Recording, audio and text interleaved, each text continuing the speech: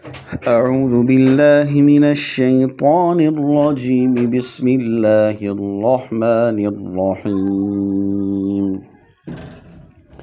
زين للذين كفروا الحياة الدنيا ويسخرون من الذين آمنوا والذين اتقوا فوقهم يوم القيامة واللہ یرزق من یشاء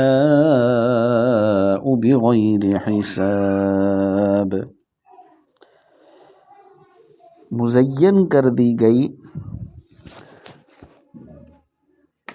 دنیا کی زندگی کافروں کے لیے، وَيَسْخَرُونَ اور وہ مذاق اڑاتے ہیں ایمان والوں کا، والذین اتقوا اور جو لوگ متقی ہیں وہ ان سے بالا تر ہوں گے قیامت کے دن۔ واللہ یرزق من یشاء اور اللہ رزق دیتا ہے جسے چاہتا ہے بے حساب۔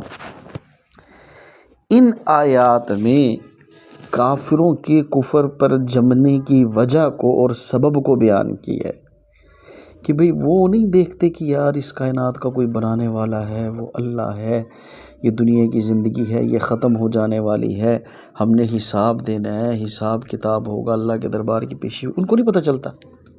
ویسے دیکھو ہر چیز میں ذہین ہے، وہ ہم سے آگے ہیں۔ اگر دیکھا جائے تو کافر لوگ مسلمانوں سے مادی اسباب کے لحاظ سے کیا ہیں؟ آگے ہیں۔ تو اس چیز کو انہیں نہیں پتہ چلتا وہ کیوں کفر پہ جمے ہوئے ہیں۔ اللہ پاک اس کا سبب بیان کر رہے ہیں کہ ان کو یہ دنیاوی زندگی، اس کا ساز و سامان، اس کی زیبائش آرائش، اس کی جو ہے یہ چکا چوند جو ہے وہ کیا ہوتی ہے؟ اچھی لگتی ہے۔ وہ اس کا دنیا کا ظاہری حسن دیکھ کے جو اس پہ فرشتہ ہو گیا، عاشق ہو گیا۔ وہ سمجھتے ہیں کہ یار اگر کلمہ پڑھ لیا، نبی کی پیروی کر لی، دین کے اوپر عمل کرنے لگ گئے تو بھائی یہ دنیاوی راحتیں کیا کرنی پڑیں گی؟ لذتیں چھوڑنی پڑیں گی، اپنی خواہشات کو کیا کرنا پڑے گا؟ ترک کرنا پڑے گا۔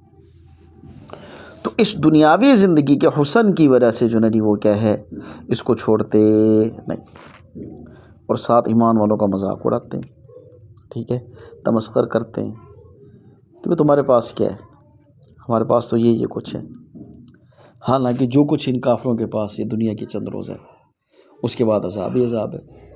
مومنوں کے لیے جو تکلیف ہے وہ چند روز ہے، اس کے بعد نعمت ہی نعمت ہے۔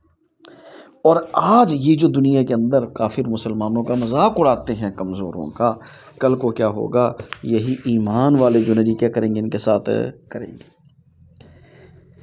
سورہ مطففین میں آتا ہے فَالْيَوْمَ الَّذِينَ آمَنُوا مِنَ الْكُفَّارِ يَضْحَكُونَ عَلَى الْأَرَائِكِ يَنظُرُونَ کہ آج جو ہے ایمان والے کافروں پر ہنسیں گے اور مسحریوں پر بیٹھے ہوئے دیکھتے ہوں گے ان کو۔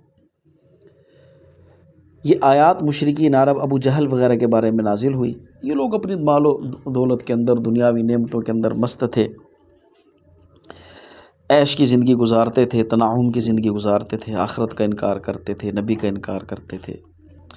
اور جو فقراء مومنین تھے، جناب عبداللہ بن مسعود، جناب عمار بن یاسر، جناب صہیب، جناب بلال، جناب خباب بن ارت رضی اللہ عنہ، ان کا مذاق اڑاتے تھے۔ یہ کام دیکھو ان کے کہ جو ہے نا یہ جنت کی نعمتوں کے چکر کے اندر جو ہے نا انہوں نے کیا کیا ہوا؟ یہ دنیا کی تکلیفیں اٹھا رہے ہیں، انہوں نے کلمہ پڑھ لیا، یہ کیا ملے گا ان کو؟ ٹھیک ہے نا؟ تو اس پر جو ہے اللہ پاک نے کیا کی آیت نازل کی اور یہ بتلایا کہ بھائی یہ جو ہے نا جو تم کچھ کر رہے ہو یہ محض چند روز ہے، کل کے دن، قیامت کے دن یہ لوگ تمہارے اوپر برتر ہوں گے، یہ تمہارے اوپر کیا ہوں گے؟ برتر ہوں گے۔ اور آیت کے اختتام پر کیا فرمایا؟ واللہ یرزق من یشاء بغیر حساب۔ اس کا ایک ظاہری مفہوم ظاہر ہے، ہم لوگوں کو اردو ہماری زبان ہے اور یہ الفاظ اردو میں بولے جاتے ہیں، رزق کا لفظ بولا جاتا ہے، غیر کا لفظ، حساب کا لفظ، تو ایک مفہوم تو یہی ہے کہ جی اللہ بلا حساب جو ہے نا جی کیا کرتا ہے؟ رزق عطا فرماتا ہے جس کو چاہتا ہے۔ اس کا ایک اور مفہوم بھی ہے، وہ کیا؟ کہ اللہ تعالیٰ جس کو جتنا چاہے دے، کم دے، زیادہ دے، اسے کوئی روکنے والا نہیں، اس سے کوئی حساب لینے والا نہیں ہے۔ دنیا کے اندر جو ہے جو اونچ نیچ نظر آتی ہے، کوئی پیدا ہوتا ہے منہ کے اندر جو ہے جی وہ سونے کا چمچہ لے کر پیدا ہوتا ہے، منہ تک جو ہے جو اس کی خواہش پوری ہوتی ہے، اللہ کو بھی نہیں مانتا۔ اور ایک طرف جو ہے جی وہ بھی ہے کہ جی اللہ کا ایک نیک دیندار بندہ ہے، ساری زندگی جو ہے جی وہ کیا کی نیکی میں گزاری، خود تنگی میں گزری، آگے اولاد بھی ایسی پیدائش سے لے کے موت تک۔ تو یہ اللہ پاک کی تقسیم ہے، اس کی حکمتیں ہیں جو ہماری عقل سے باہر ہیں۔ تو اس تقسیم کے اوپر جو ہے جی اللہ جس کو جتنا چاہے دے، کم دے زیادہ دے، اللہ کو کوئی روکنے والا نہیں، اللہ سے کوئی حساب لینے والا نہیں ہے۔ اس آیت سے ہمیں جو ہے جی ایک حکمت تو یہ حاصل ہوتی ہے کہ بھائی کہ دنیاوی ساز و سامان کو دیکھ کر اس کے اوپر فریفتہ ہو جانا، اس اور آخرت کو بھول جانا، یہ مسلمان کا نہیں کافر کا شیوہ ہے۔ ایک دوسرا، کسی کی دینداری، تقوی، فقر اور سادگی کی وجہ سے کسی کا مذاق اڑانا ہے کافروں کا شیوہ ہے، کہ کسی کو محض اس وجہ سے حقیر سمجھنا کہ یار اس کے پاس پیسے نہیں ہیں۔ یہ کس کا طریقہ ہے؟ کافروں کا طریقہ ہے۔ اور آج کل اللہ تعالیٰ ہم لوگوں پہ رحم فرمائے، ہم مسلمانوں کے اندر آیا ہوا ہے کہ ہمارے نزدیک عزت کا معیار پیسہ بن گیا، مطلب کہ اللہ کے نزدیک عزت کا معیار کیا ہے؟ تقوی۔ ہم لوگ جو ہے کسی کو اس لیے سلام کرتے ہیں کہ پیسے والا ہے، کسی سے اس لیے منہ پھیر لیتے ہیں کہ اس کے پاس پیسہ نہیں ہے۔ فقیہ اللہ سمرقندی رحمۃ اللہ علیہ جناب ابن عباس رضی اللہ عنہ کا ایک قول نقل کیے ہیں، فرماتے ہیں کہ ملعون ہے وہ شخص جو کسی کو محض اس وجہ سے عزت دیتا ہے کہ وہ پیسے والا ہے، اور ملعون ہے وہ شخص جو کسی کو محض اس وجہ سے حقیر سمجھتا ہے کہ وہ کیا ہے؟ غریب ہے، فقیر ہے۔ بھائی عزت ذلت کا معیار پیسہ نہیں ہے، اللہ کے ہاں کیا ہے؟ تقوی اور دینداری ہے۔ اور ہمارے مولانا شفیع تھانوی رحمۃ اللہ علیہ کی ایک عجیب بات میرے ذہن میں آ گئی۔ فرماتے تھے بعض مرتبہ ایسا ہوتا ہے کہ جو باطل ہوتا ہے نا، جو برائی ہوتی ہے، اس کے اندر بظاہر بڑی چمک دمک ہوتی ہے۔ جو حقیقت ہوتی ہے، جو حق ہوتا ہے، کبھی بظاہر وہ میلا کچیلا بھی ہو سکتا ہے۔ اس کی انہوں نے عجیب مثال دی۔ مان لیں کہ بعض مرتبہ پیشاب ایسا صاف ستھرا چمکتا ہوا ہوتا ہے کہ آدمی حیران رہ جاتا ہے، حالانکہ وہ ناپاک ہے، غلیظ ہے، گندگی ہے۔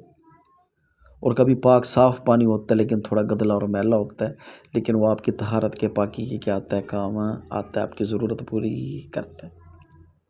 کتنی بڑی عجیب مثال ہے اس دنیا کی زندگی کی۔ ہم پاگل ہوئے پھرتے ہیں، عزت کا معیار پیسہ ہے، بلندی کا معیار پیسہ ہے، اور جو نا جی اللہ کے ہاں کیا چیز ہے؟ تقوی ہے۔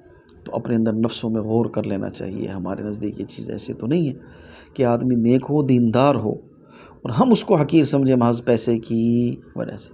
ایک آدمی بددین ہے، کافر ہے، فاجر ہے، ہمارے دل میں اس کا روب ہے، ہیبت ہے، محبت ہے، عظمت ہے، کیوں؟ پیسے کی وجہ سے۔ تو یاد رکھو یہ کس کا شیوہ ہے؟ کافروں کا شیوہ ہے۔ اللہ پاک ہم سب کو جو ہے وہ قرآن پاک کے پڑھنے کی، سننے کی، سمجھنے کی، عمل کرنے کی توفیق عطا فرمائے۔